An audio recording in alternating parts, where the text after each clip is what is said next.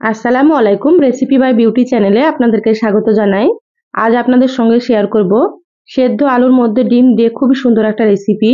এই রেসিপিটা কিন্তু মাছ মাংসের স্বাদকেও হার মানাবে। একবার রান্না করে খেলে কিন্তু এটা বারবার রান্না করবেন, কারণ খেতে এতটাই সুন্দর হয়। তো অবশ্যই আপনারা স্কিপ না করে পুরো রেসিপিটা দেখে নেবেন। আশা করছি আপনাদেরকে খুবই ভালো লাগবে। তো চলুন কথা না বাড়িয়ে রেসিপি শুরু করি। এখানে দেখুন আলু সেদ্ধ করে নিয়েছি। তো এখানে আমি 500 গ্রাম মতো আলুকে সেদ্ধ করে নিয়েছিলাম। আলুগুলো দু টুকরো করে কেটে তারপরে সেদ্ধ করেছি, খুব তাড়াতাড়ি সেদ্ধ হবে সেজন্য। তারপরে খোসাগুলোকে ছাড়িয়ে খুব ভালোভাবে পরিষ্কার করে নিয়েছি। আলুগুলো এবার আমি এভাবে করে একটু ভেঙে নিচ্ছি। পুরোপুরি ম্যাশ করব না, হালকা একটু গোটা গোটা থাকবে। তো এইভাবে করে একটু ভেঙে নিতে হবে, তাহলে রেসিপিটা খুবই সুন্দর হবে। দেখুন সব আলুগুলো ভেঙে নিলাম। এবার আমি আলুর মধ্যে দিয়ে দিচ্ছি পেঁয়াজ কুচি। এখানে আমি মিডিয়াম সাইজের দুটো পেঁয়াজ কুচি দিয়ে দিলাম। এবার দিয়ে দিচ্ছি এখানে দুটো টমেটো কুচি। টমেটো দিলে কিন্তু রেসিপিটা খেতে ভীষণই ভালো লাগবে, তো আপনারা এইভাবে করে দিয়ে দেবেন। আর এখানে দিয়ে দিলাম 5-6টা মতো কাঁচামরিচ কুচি। তো এখানে ঝালটা নিজেদের টেস্ট অনুযায়ী দিয়ে দেবেন, আপনারা যেমন ঝাল খেতে পছন্দ করেন। এবার দিয়ে দিচ্ছি স্বাদ মতো লবণ। 1/2 চা চামচ দিয়ে দিচ্ছি হলুদ গুঁড়ো। 1/2 চা চামচ দিয়ে দিচ্ছি জিরা গুঁড়ো। এখানে 1/2 চা চামচ দিয়ে দিচ্ছি ধনিয়া গুঁড়ো। আর 1/2 চা চামচ এখানে দিয়ে দিচ্ছি মরিচের গুঁড়ো। তো চাইলে আপনারা মরিচ গুঁড়ো দিয়েও রান্না করতে পারেন, বা শুধু এখানে কাঁচা মরিচ দিয়েও রান্না করতে পারেন। আমি এখানে যতটা পরিমাণে রান্না করছি সেই পরিমাপে মশলাগুলো দিয়ে দিলাম। আপনারা যদি এর থেকে বেশি রান্না করেন তাহলে মশলার পরিমাণ আপনারা বাড়িয়ে দেবেন। এবার আমি হাত দিয়ে খুব ভালোভাবে এগুলোকে মেখে নেব। এভাবে আলতো করে মেখে নিতে হবে, খুব বেশি আলুগুলোকে ঘেটে ফেলবো না। তো দেখুন আমি কিভাবে মেখে নিচ্ছি, আপনারা সেভাবে করে একটু মেখে নেবেন। এমন ভাবে মাখতে হবে যাতে করে মশলাগুলো আলুতে মিশে যায়। তো যারা ভিডিওটি ইউটিউব চ্যানেল থেকে নতুন দেখছেন, প্লিজ চ্যানেলটা সাবস্ক্রাইব করে চ্যানেলের সাথে থাকবেন। যারা ফেসবুক পেজ থেকে ভিডিওটি দেখছেন, একটা লাইক দিয়ে পেজটা ফলো করে রাখবেন পরবর্তী ভিডিও নোটিফিকেশন পাওয়ার জন্য। দেখুন মাখা হয়ে গিয়েছে, সাইডে রেখে দিলাম। এবার গ্যাস অন করে কড়াইয়ে সর্ষের তেল দিয়ে দিলাম। এখানে আমি 1.5 টেবিল চামচ মতো সর্ষের তেল দিলাম। এবার তেলটা খুব ভালোভাবে গরম করে নেব। তো এখানে আমি সর্ষের তেল দিলাম, আপনারা চাইলে কিন্তু সয়াবিন তেল দিতে পারেন। তেল খুব ভালো মতো গরম হয়ে গিয়েছে। এবার আমি এখানে দিয়ে দিচ্ছি ছোট সাইজের একটা পেঁয়াজ কুচি। যেহেতু পেঁয়াজ আগে দিয়েছি সেজন্য এখানে খুব বেশি পেঁয়াজ লাগবে না। এবার পেঁয়াজগুলো একটু নেড়েচেড়ে লালচে করে ভেজে নিচ্ছি।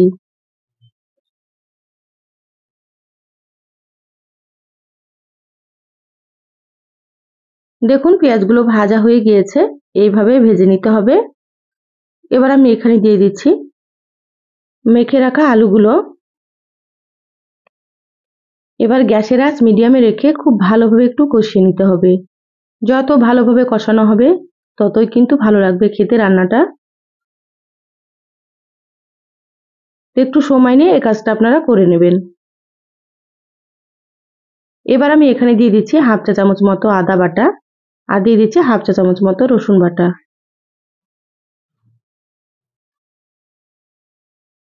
আদা রসুন দিয়ে আবারও একটু ভেজে নেব, যাতে করে আদা রসুনের কাঁচা গন্ধটা চলে যায় আর সুন্দর মতো কষানো হয়।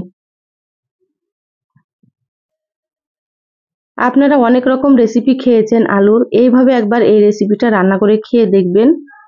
গরম ভাত, রুটি, পরোটা সবকিছুর সঙ্গে কিন্তু দারুণ লাগে খেতে। আর আমার চ্যানেলে আরো অনেক রেসিপি আছে, চাইলে আপনারা দেখে নিতে পারেন।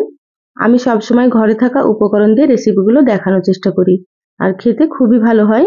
আপনারাও একবার রান্না করে খেয়ে আমাকে কমেন্ট করে জানাবেন আপনাদেরকে কেমন লেগেছে। আলুগুলো খুব ভালোভাবে কষিয়ে নিয়েছি, তারপরে এখানে আমি দিয়ে দিলাম গরম পানি। তো এখানে অবশ্যই গরম পানি দেওয়ার চেষ্টা করবেন, তাহলে রেসিপিটা খেতে সুন্দর হবে। খুব ভালোভাবে একটু নেড়েচেড়ে মিশিয়ে নিচ্ছি। যেহেতু আলুগুলো আগে থেকে সেদ্ধ করা আছে সেজন্য এখানে খুব বেশি পানি লাগবে না, আমি এখানে 2 কাপ পরিমাণে পানি দিয়ে দিলাম। এবার ঢাকা দিয়ে রান্না করে নেব 5 মিনিট, তারপরে আপনাদেরকে দেখাচ্ছি। দেখুন 5 মিনিট রান্না করে নিয়েছি।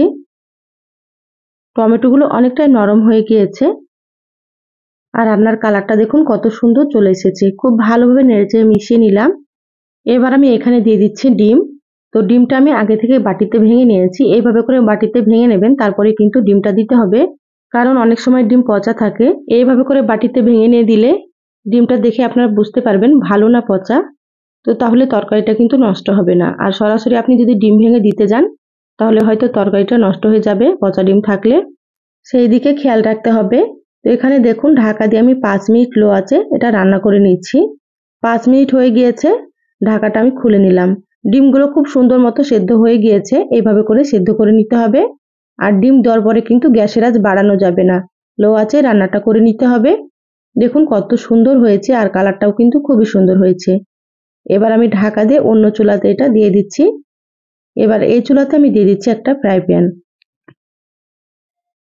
এবার এখানে দিয়ে দিলাম 1 টেবিল চামচ মতো সরষের তেল, আর দিয়ে দিচ্ছি সামান্য একটু গোটা জিরা। এবার গোটা জিরাটা একটু ভেজে নেব, মানে লালচে করে ভেজে নিতে হবে। এইভাবে একটু বাগার দিলে কিন্তু খেতে সুন্দর হবে রেসিপিটা।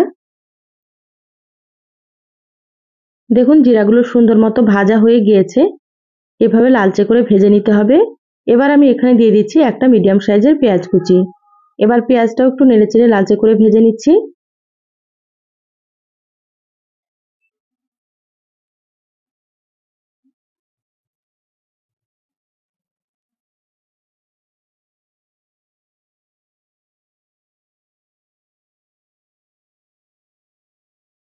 পেঁয়াজগুলো সুন্দর মতো লালচে কালার হয়ে গিয়েছে, এর থেকে কিন্তু বেশি ভাজা যাবে না, বেশি ভাজলে কিন্তু তিতা হয়ে যাবে।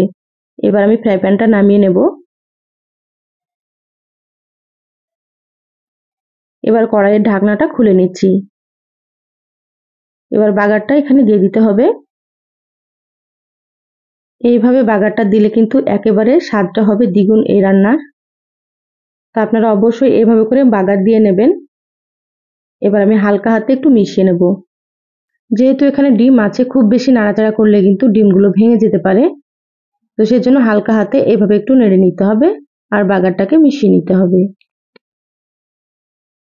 এবার আমি এখানে অল্প একটু দিয়ে দিলাম গরম মশলার গুঁড়ো, আর দিয়ে দিচ্ছি কিছুটা পরিমাণে ধনিয়া পাতা কুচি। ধনিয়া পাতা দিলে কিন্তু ফ্লেভারটা খুবই ভালো আসবে। তো এখানে আমি একটু বেশি করে ধনিয়া পাতা দিয়ে দিচ্ছি। তো যারা ধনিয়া পাতা পছন্দ করেন অবশ্যই দিয়ে দেবেন, আর যারা পছন্দ করেন না আপনারা কিন্তু স্কিপ করতে পারেন। এবার আমি হালকা হাতে সবগুলোকে খুব ভালোভাবে মিশিয়ে নেব। আর রান্নার কালারটা দেখুন কতটা সুন্দর হয়েছে, আর খেতেও কিন্তু ভীষণ ভালো হয়। দেখুন হালকা হাতে খুব ভালোভাবে নেড়েচেড়ে মিশিয়ে নিলাম। রান্না হয়ে গিয়েছে, গ্যাস বন্ধ করে দিলাম। ঢাকা দিয়ে এটা রেখে দেবো আমি 5 মিনিট মতো, তারপরে আপনাদেরকে দেখাচ্ছি। দেখুন 5 মিনিট পর আমি সার্ভ করে নিয়েছি। মাশাআল্লাহ কালারটা খুবই সুন্দর হয়েছে। তো এই রেসিপিটা কিন্তু খেতেও খুব ভালো হয়। তা আপনারা একবার হলেও রান্না করে খেয়ে দেখবেন। একঘেয়েমি আলুর রেসিপি ছেড়ে এভাবে ডিম দিয়ে একবার রান্নাটা করে খেয়ে দেখুন, বাড়ির সকলেই কিন্তু খুবই পছন্দ করবে। রেসিপিটা কেমন লাগলো চ্যানেলের কমেন্ট বক্সে কমেন্ট করে জানাবেন। ভালো লাগলে একটা লাইক দিয়ে ভিডিওটা আপনারা শেয়ার করে দিবেন। সবাই ভালো থাকবেন, সুস্থ থাকবেন। দেখা হবে নতুন রেসিপিতে। ধন্যবাদ সবাইকে। আল্লাহ হাফেজ।